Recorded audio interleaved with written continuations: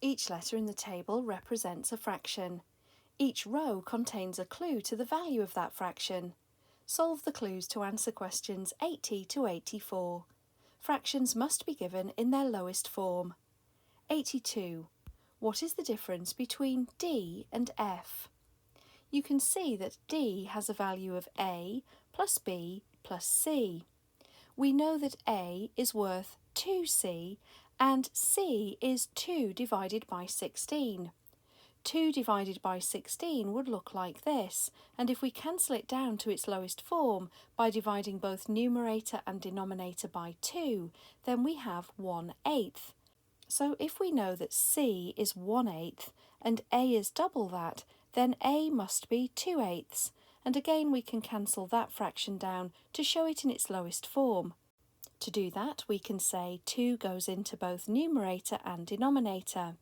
2 divided by 2 is 1 and 8 divided by 2 is 4. So now we know the value of C and the value of A. For the letter B, here we're told that A is B squared. So the value of A, which is 1/4, is the value of B squared. So if I know A is 1/4, which fraction would I need to square to get 1/4? Of course, that means we'd need to multiply the same fraction by itself. So if I said 1/2 multiplied by 1/2, then we would say 1 times 1 is 1, and then 2 times 2 is 4. So it must mean that the value of B is 1/2, because 1/2 squared is 1/4. We're looking for the difference between D and F, and if we remember, D has a value of A plus B plus C. So now we can say that A is 1/4, B is 1/2, and C is 1/8. If we add those fractions together, we get the value of D.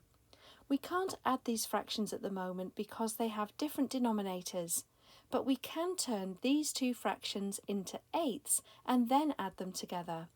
So to turn 1/4 into eighths, we would need to multiply the denominator by 2, and we should therefore do the same to the numerator. 1/4 becomes 2/8. We can do the same to a half by saying 2 multiplied by 4 would give 8, and we should therefore do the same thing to the numerator. So we have 4/8, and finally that 1/8, which is the value of C. So we have 2 plus 4 plus 1, which gives 7. We can say then that the value of D is 7/8. We're looking for the difference between D and F though, and F is B multiplied by E. B, remember, is 1/2. E is 1 take away A. A has a value of 1/4, so 1 take away 1/4 would leave 3/4. Remember, 1 whole unit is the same as 4/4, so 4/4 take away 1/4 would give 3/4. So we can now say that the value of E is 3/4.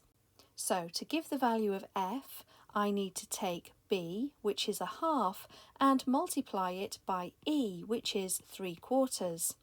We can say 1 multiplied by 3 is 3, and then 2 multiplied by 4 is 8. So we now have B multiplied by E. This gives us the value of F, but we're looking for the difference between D and F. D is 7/8. F is 3/8, and that means the difference between the two would be 4/8. If I cancel that fraction down to show it in its lowest form, 4 goes into 4 once, and it goes into 8 twice. So the difference between D and F is therefore 1/2.